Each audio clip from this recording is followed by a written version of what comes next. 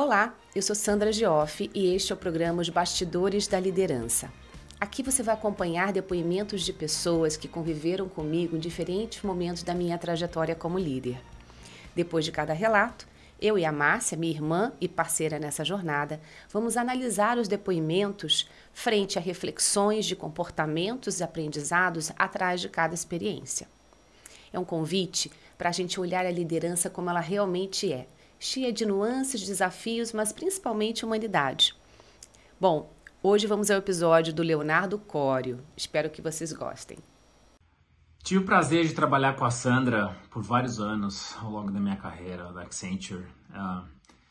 E eu aprendi muito com o estilo de liderança da Sandra, sempre sendo muito transparente, sem agenda pessoal, né? Acho que ela colocava muito bem as opiniões dela, em muitas das situações dando razão para o cliente, né?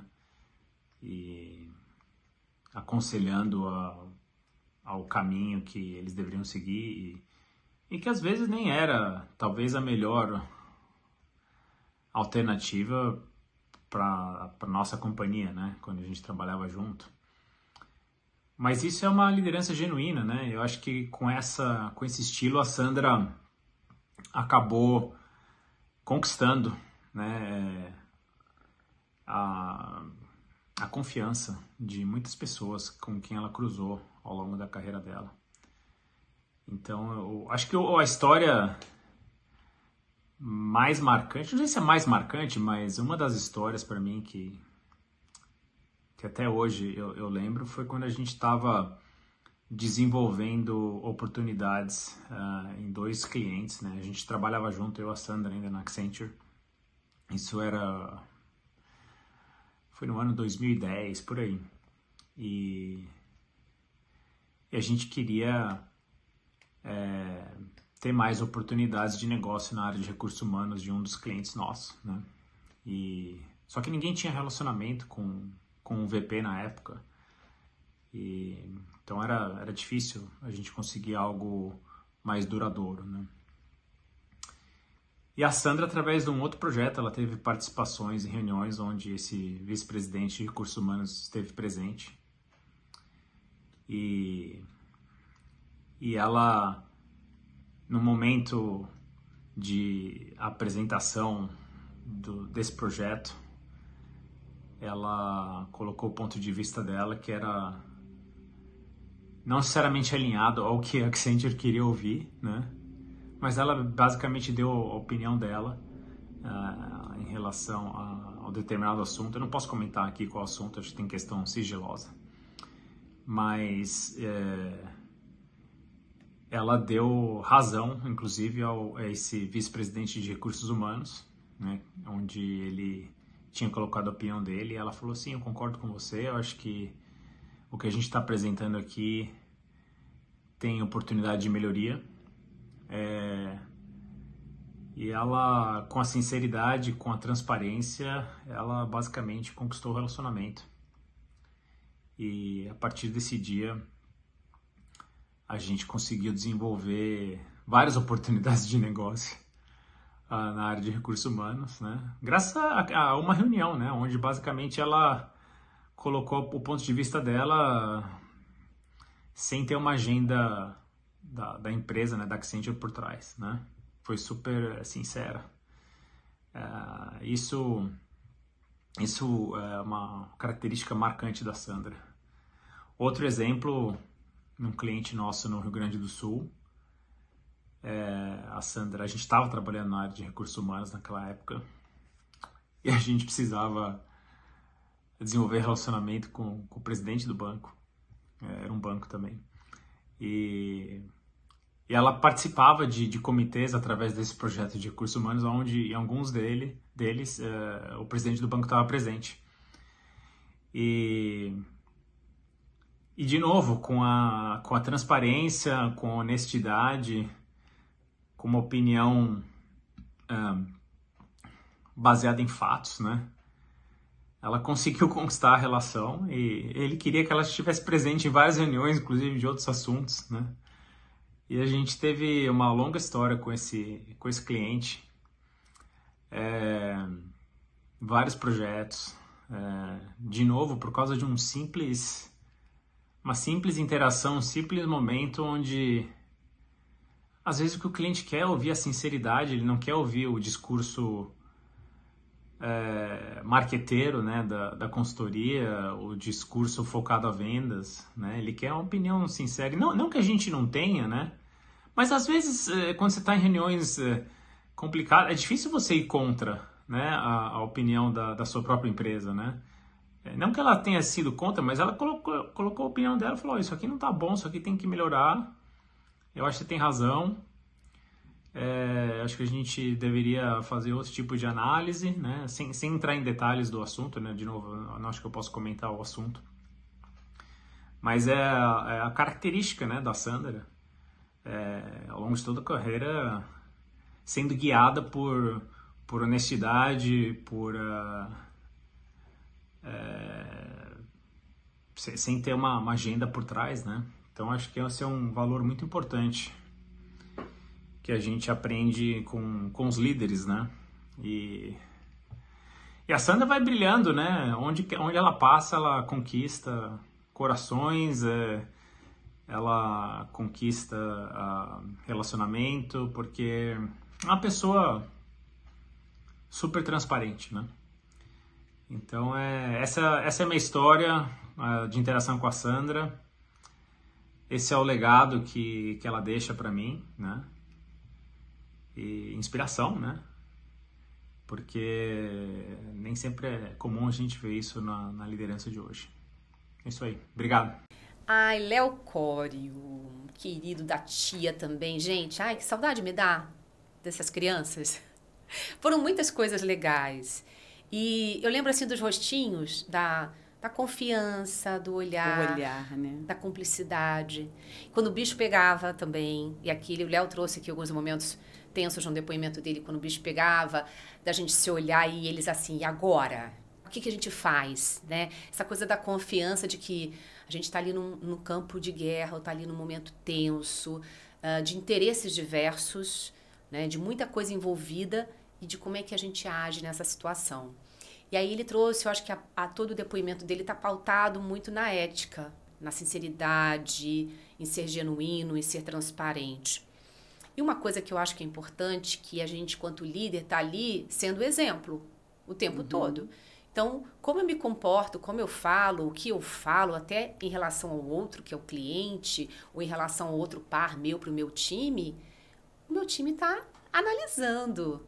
É a mesma coisa que você está casado e está falando para o seu filho mal do seu marido ou da sua esposa. Como assim? Não posso, eu posso até discordar, mas eu não posso fazer isso. Então, tem uma responsabilidade ali ética muito importante. E aí ele trouxe esse caso aqui, o primeiro caso de um vice-presidente, que foi uma reunião muito tensa, que eu já comecei apanhando sem saber por quê, eu não conhecia esse executivo, foi a primeira reunião, e ele já entrou batendo em mim por causa de outro projeto que não foi meu, e eu falei para ele que ele tinha toda a razão. Eu podia, né, falar, não, isso não foi comigo, não, porque eu sou diferente. Não, você tem toda a razão. Vamos fazer aqui tudo que a gente pode e não pode fazer para que não aconteça isso. Então, e também acho que teve ali, além de dar razão genuína a ele, porque ele tinha razão, de fato, mas teve a questão também dele se sentir ouvido como cliente. E às vezes, no momento de ímpeto, de raiva, de estresse, o que o outro precisa é perceber que você está dando atenção.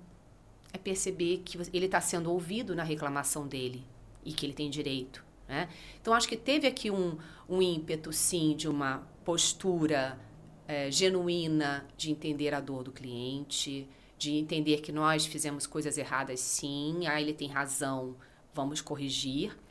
Mas principalmente de mostrar para o time que, embora eu sou super vaidosa, quem não, né?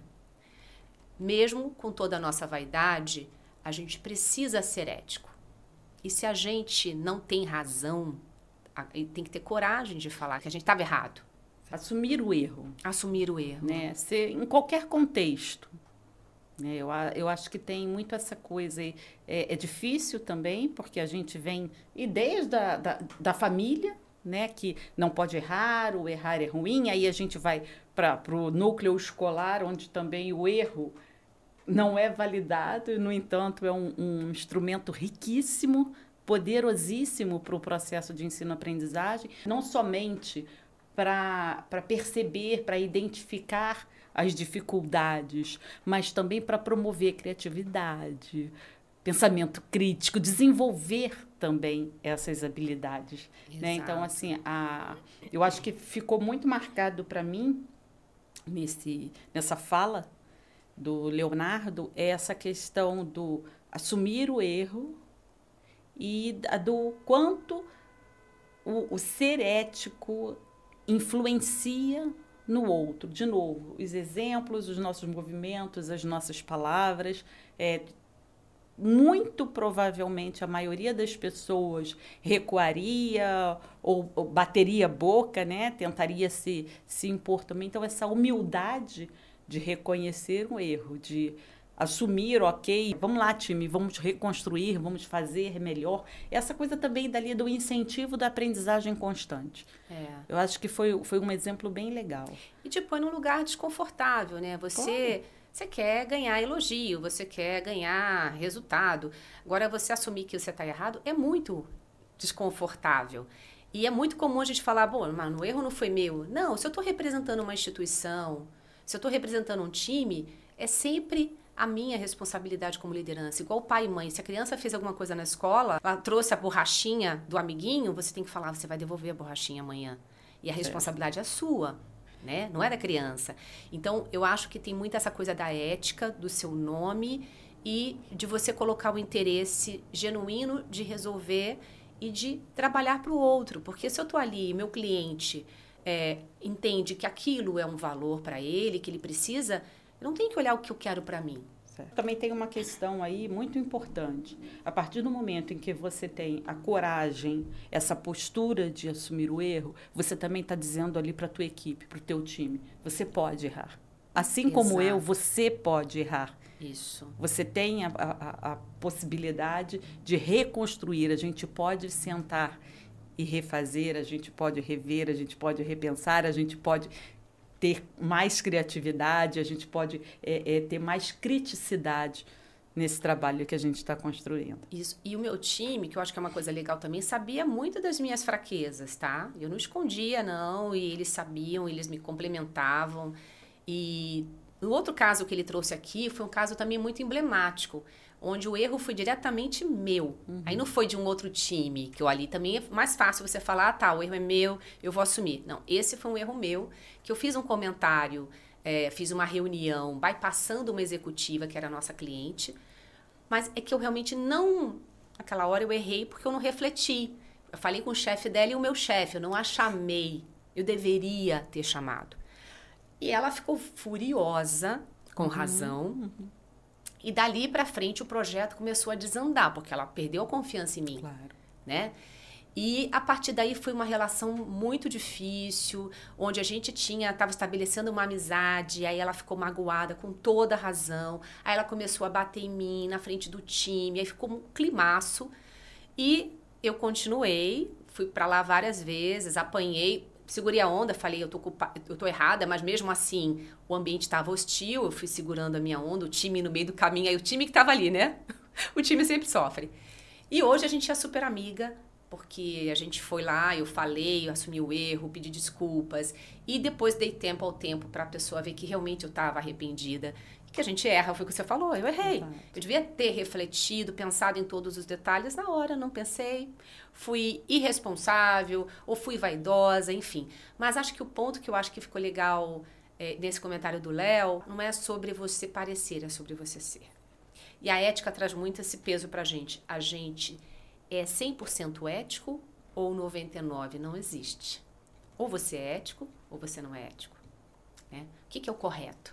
Exato. O que eu deveria fazer? E a gente também tem falado muito nos nossos programas de liderança, né? Você contaria esse caso no Jornal Nacional? Você postaria no Instagram essa atitude que você teve? Se você não vai postar é porque não é boa. Então não faça. Não é isso? Se você não contaria, porque não é ética, então não faça. Então, sim, a gente pode errar, mas a gente também pode refletir antes de fazer. E principalmente, quando a gente faz, a gente pode voltar atrás e assumir. Isso só ensina ao time, como você colocou muito bem, que ele também pode aprender e errar.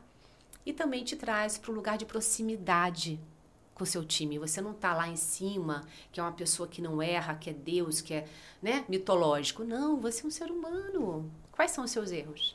Com o que você aprendeu com ele? Principalmente aquilo de não repeti-lo, né, que eu acho que é importante. Então, esse foi bem bastidor, hein? A gente só não falou os nomes, nem os detalhes mais sigilosos, porque são detalhes que não competem a gente, mas esse foi bem bastidor. Bastidor da liderança para você. Espero que você tenha gostado.